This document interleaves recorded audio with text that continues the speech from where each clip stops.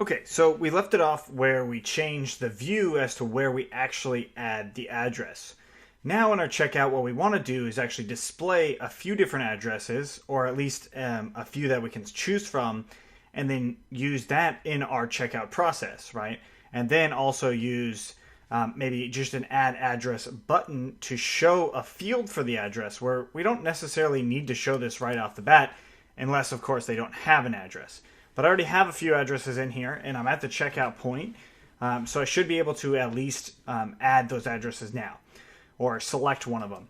All right, so what I'm going to do is then I'm going to go into my views, and I want to import all of these addresses. So I already have user address imported right here. So in my views and checkout, I'm just going to go in here and say current addresses equals to, oops, just going to paste user address .objects .filter and user equals to request .user. Right, so let's make sure that our model itself is aligned with that. And of course it is right here. So now this is going to give us a list of all of our user addresses. Right, so all of our current addresses. So I'm going to go ahead and copy this. And in our context, we're going to add this in here.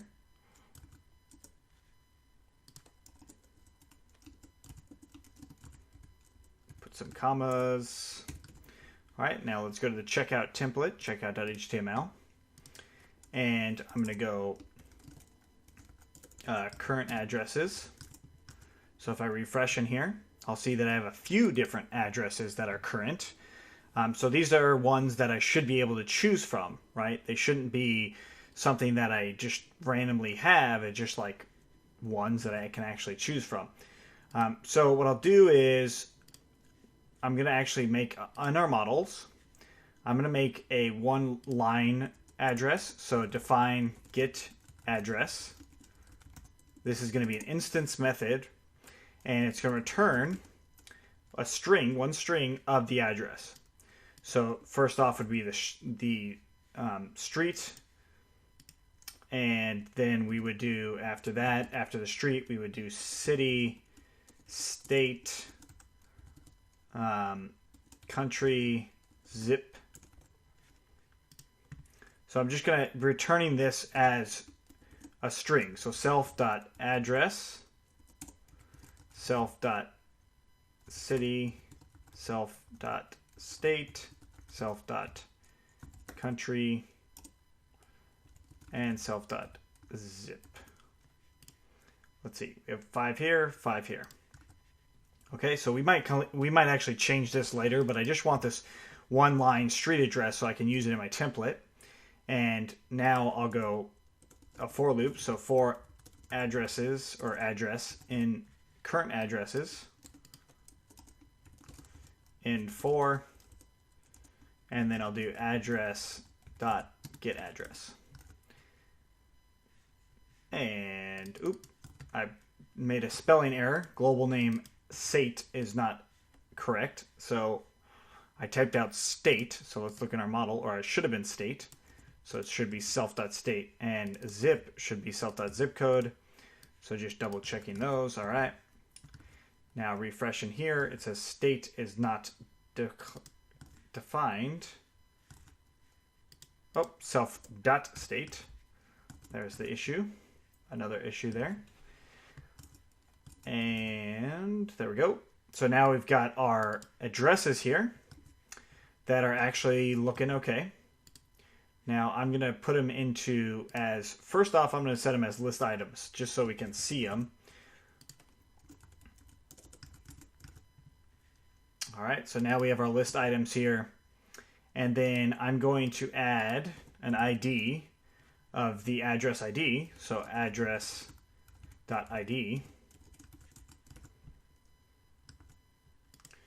All right, so now these list items are actually, we are able to use the ID part to eventually change something about them. Okay, so now I've got these addresses. And so let's actually separate the two sides. So one side will be current addresses, the other side would be add address.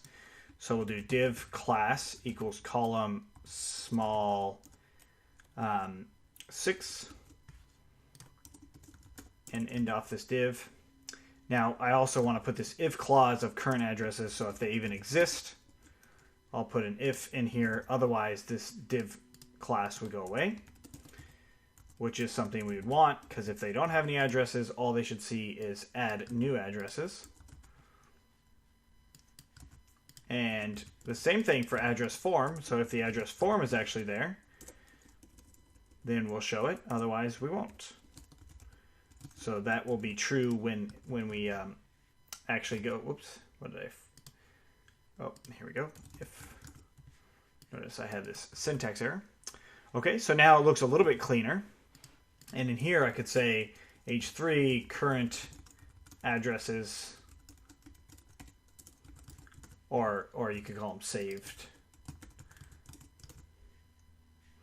And then we could say add one.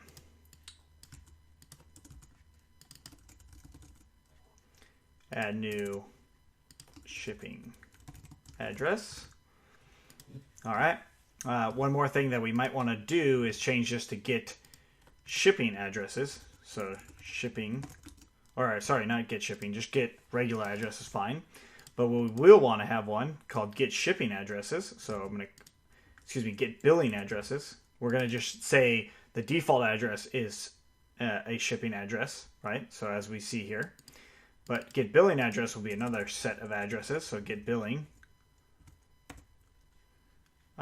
Actually, this would be a set of billing addresses, not an instance method. So that would require us to make a model manager for this.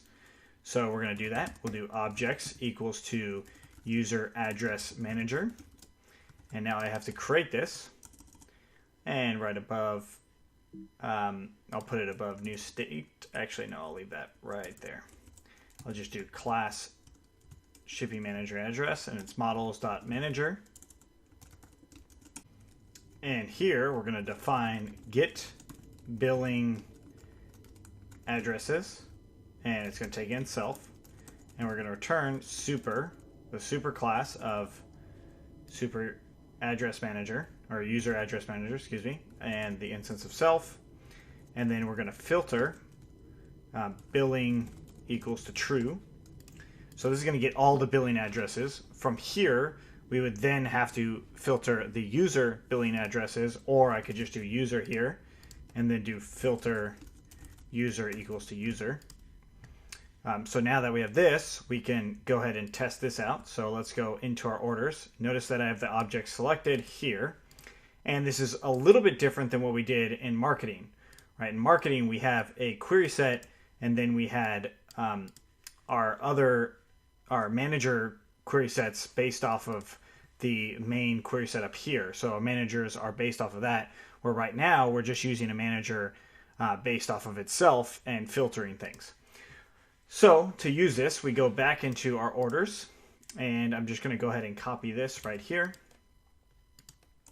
paste it in, and say get billing addresses, and we'll keep our user there. And let's go ahead and print these. Oops.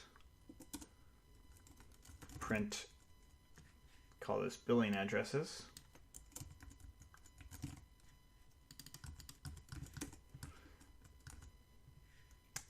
And oops, I spelled filter incorrectly on our manager for accounts. So filter right here. Okay. Refresh, and we don't see anything, but if I see my printout, I see that it looks like I have 5 different ones.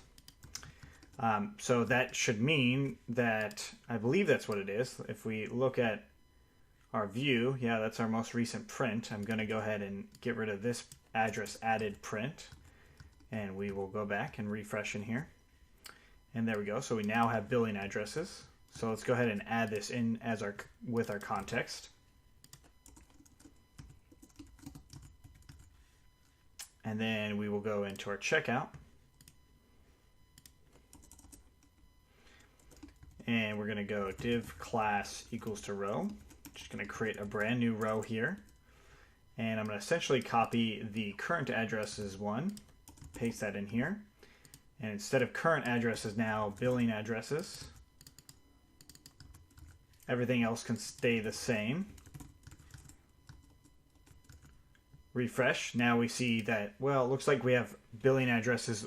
One of them is not showing up in billing addresses as well as saved addresses, right? So we'll have to kind of work with this a little bit, because add address should be add new address, not just add shipping address, but add new address, because we're going to have billing addresses, but also just general add new addresses, because it could be billing or it could be shipping. Doesn't really matter. We're going to say the default is shipping. So we might actually have to make some sort of adjustment here to make this make a little bit more sense. But we have our saved, well, we could call these shipping addresses. Now, not saved, but shipping addresses and billing addresses, or select one.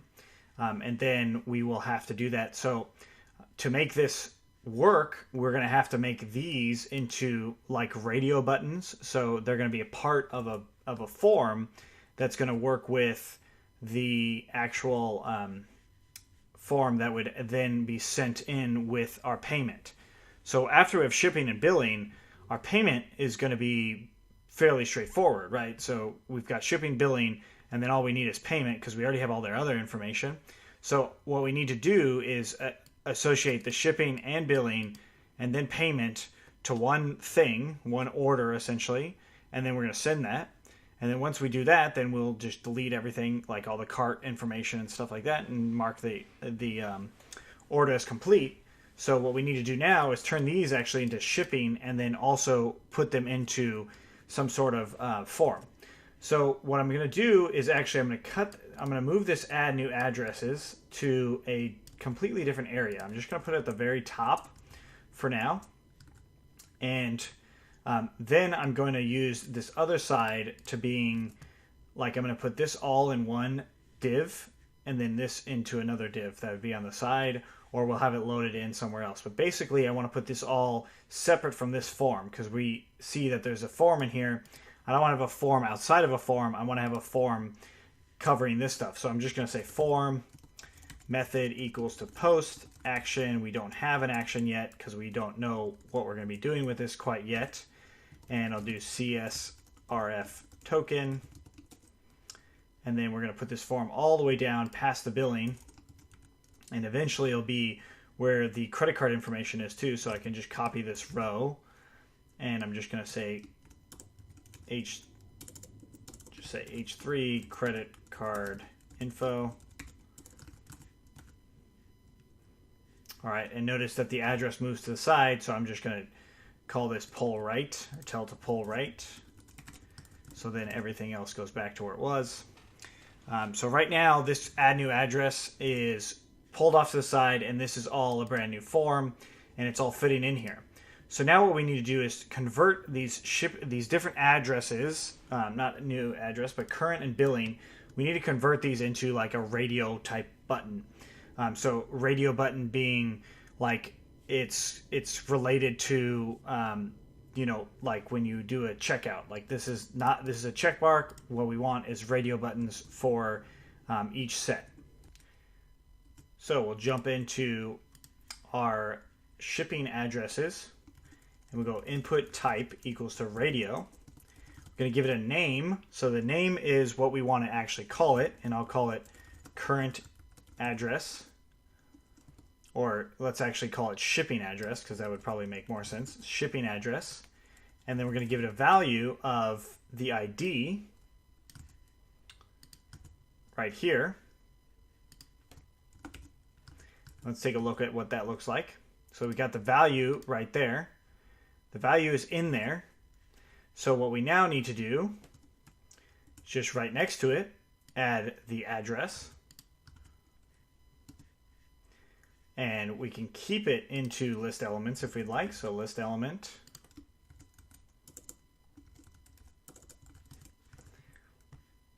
Let's space this out, and I'm going to get rid of this one. So now we've got it here. Well, the list element probably doesn't make any sense, so let's get rid of that. But we do want to have a break at the end.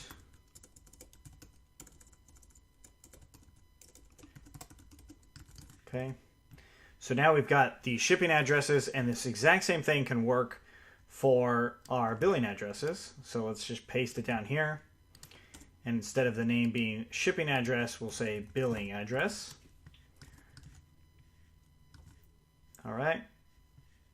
So there's still a few things, of course, we need to work on, like this alignment and stuff. But so now we have shipping address and billing. So if we change any of these, they will change, right? So whichever one we end up selecting is the one we're actually gonna end up using for the shipping address. So now we might want to start thinking of, well, is this going to be our default shipping? Is this going to be our default billing? And stuff like that. And then also whether or not this address is active. We might want to make it inactive, or we might want to delete it completely. And then we want to add in our credit card information. So that's going to be coming from Stripe. It's not really going to actually come from our own server, with the exception of a few things. But this is where we'll stop for now, and then we'll come back and kind of pick up on those other things. All right, see you in the next one.